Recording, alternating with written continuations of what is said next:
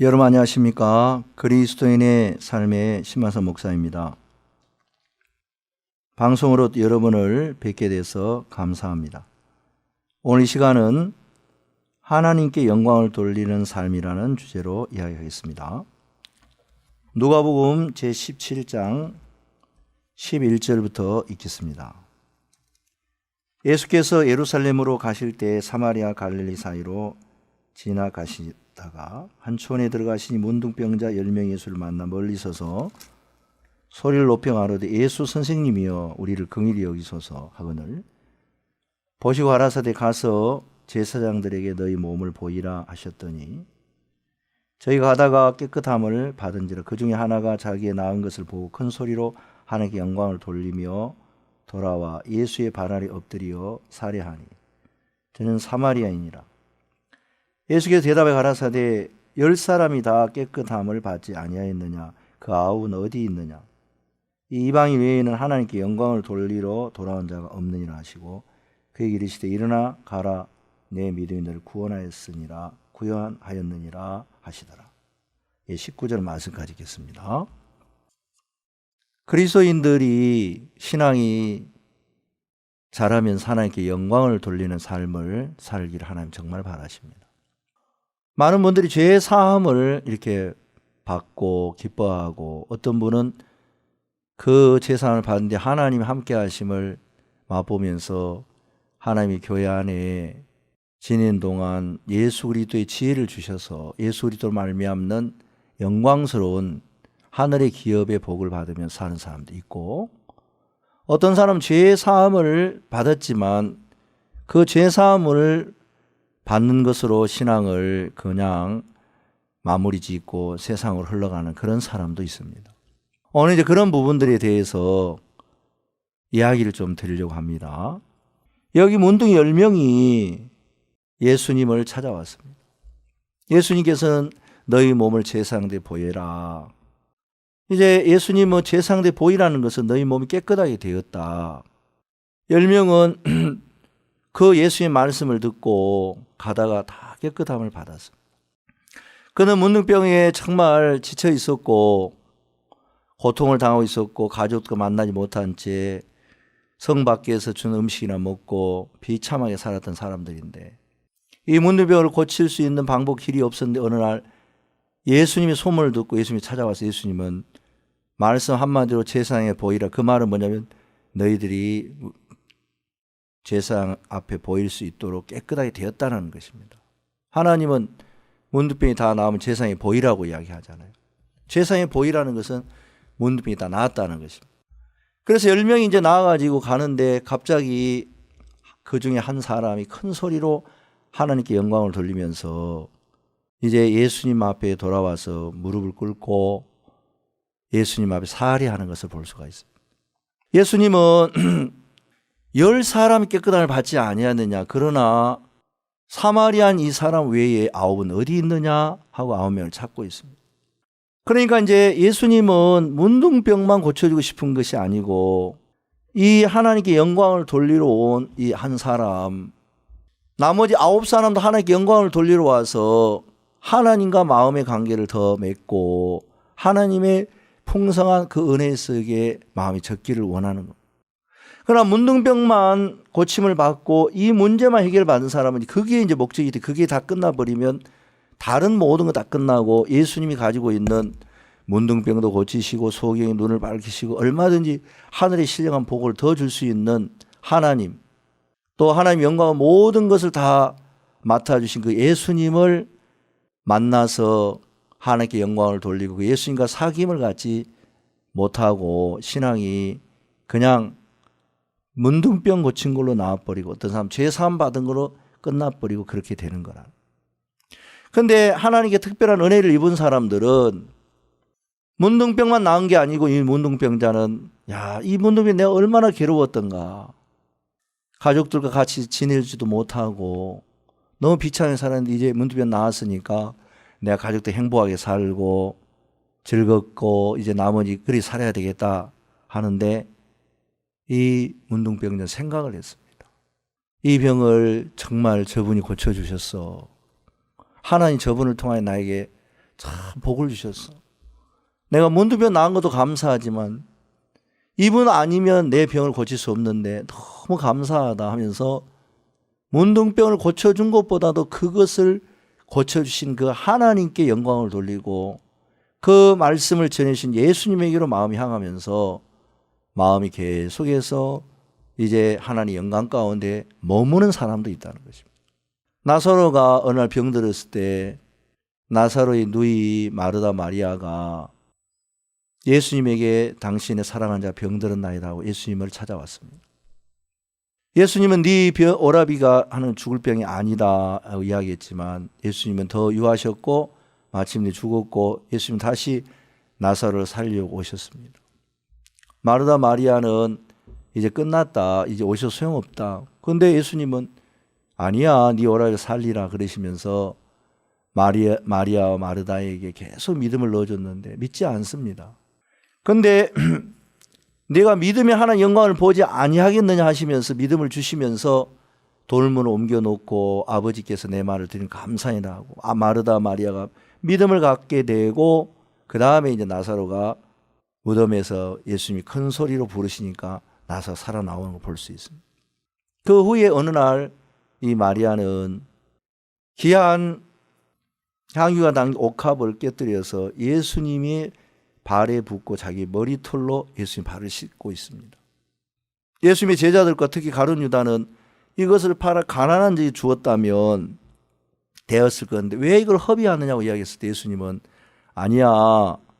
이 여자는 지금 내 장사를 준비하고 있고 이 여자가 하는 일을 이제 하나님이 복음이 전파하는 어느 곳이든지 이 여자가 하는 일은 같이 전파될 거라고 기념될 거라고 말씀하셨습니다. 그러면 이 여자는 왜 그 귀한 향유를 드릴 수 있었냐면 그 여자가 아무리 귀한 향유를 가지고 있어도 오라버니 살릴 수 없었습니다. 그런데 자기 오라버니 살리신 예수님 너무 귀한 분 거기서 그냥 마음이 머무르지 않고 이 여인은 그 예수님이 우리 죄를 씻으러 오셨구나. 저분이 돌아가시면 우리 오라버님을 살릴 뿐만 아니라 나의 영혼을 구원하시는구나. 마음이 예수님과 동행하면서 그 마음이 자라니까 예수님의 장사까지 준비하면서 더 이상의 세계, 오라버니를 살린 그걸로 인하여서 예수님이 말씀하신 예수님의 마음의 세계를 더 자기가 알고 있는 이상의 세계를 이 마리아는 계속해서 예수님께 흘러받는 것을 볼 수가 있습니다.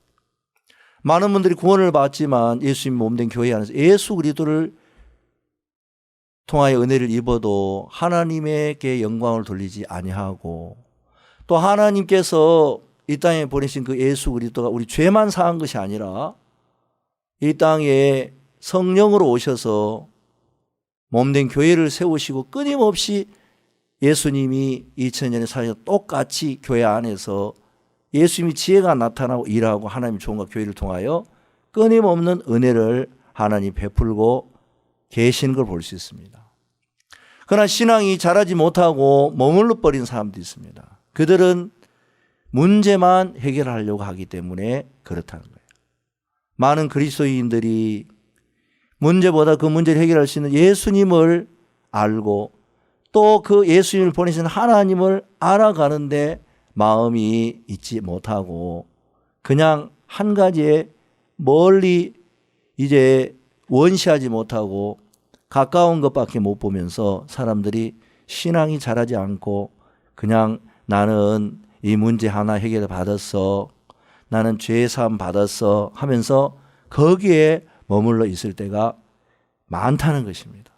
오늘 하나님은 정말 이 누가복음 17장에 있는 이제 문둥병자를 통해서 사마리아인 문둥병자를 통해서 우리에게 말씀을 하십니다.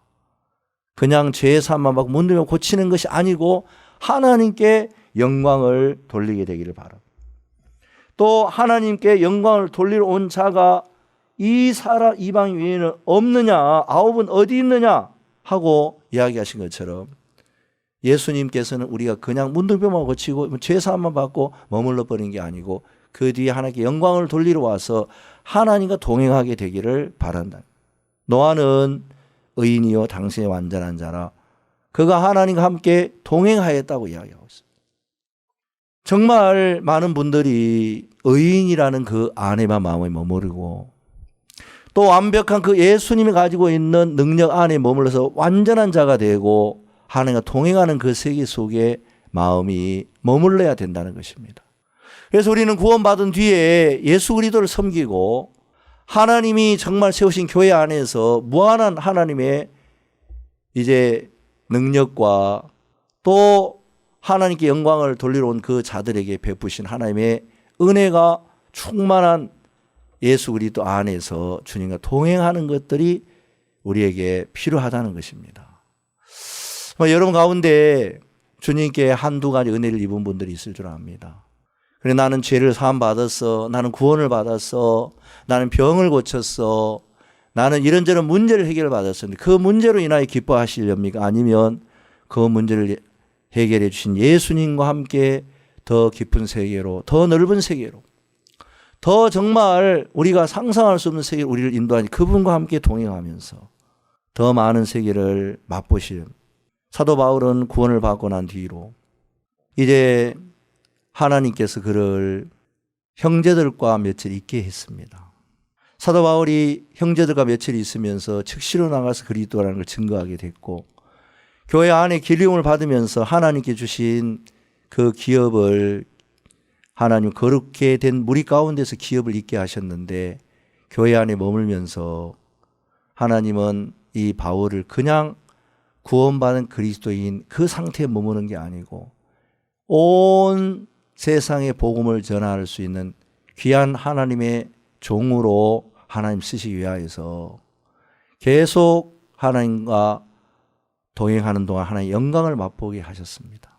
그래서 이제 복음을 증거하러 가시고 또 이 바울은 자기가 원하는 그런 마음을 가졌지만 한 번은 하나님께서 아시아에서 복음을 전하기를 원치 아니하시고 그를 마게도냐 땅으로 부르신 걸 볼 수 있습니다.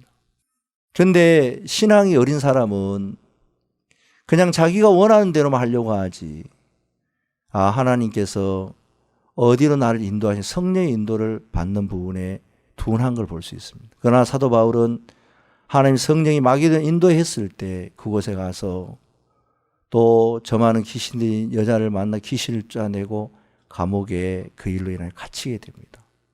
저 많은 귀신을 이제 들린 사람을 통해서 돈을 벌었는데 귀신이 나가니까 점을 치지 않으니까 그 주인이 사도 바울을 때리고 바울과 실라를 감옥에 가뒀습니다. 죽도록 맞아서 이제 거의 다 죽은 위치에 들어갔는데 한참 생각하면서 사도 바울이 찬양을 하는데 옥문이 열리고 메었던 쇠고랑이 다 풀리면서 하나님의 영광을 사도 바울은 맛보게 됩니다.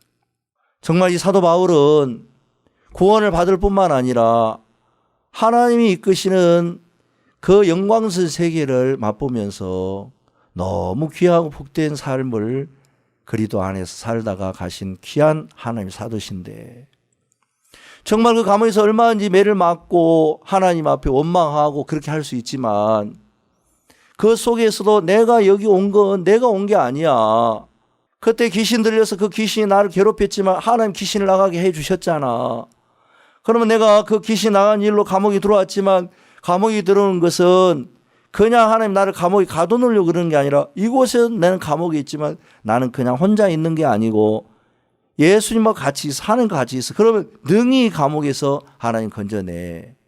오히려 더 영광이 되겠구나 하면서 이 사도 바울은 찬양을 드렸는데 신기하게 그 매였던 모든 게 풀어지고 옥문이 열리면서 하나님의 영광을 맛보게 되었습니다. 여러분 구원을 받으셨지만 그리스도인으로서 하나님의 영광을 맛보고 하나님의 영광을 돌리는 삶을 사십니까? 아니면 받은 것 자체로 그냥 머물러 사십니까?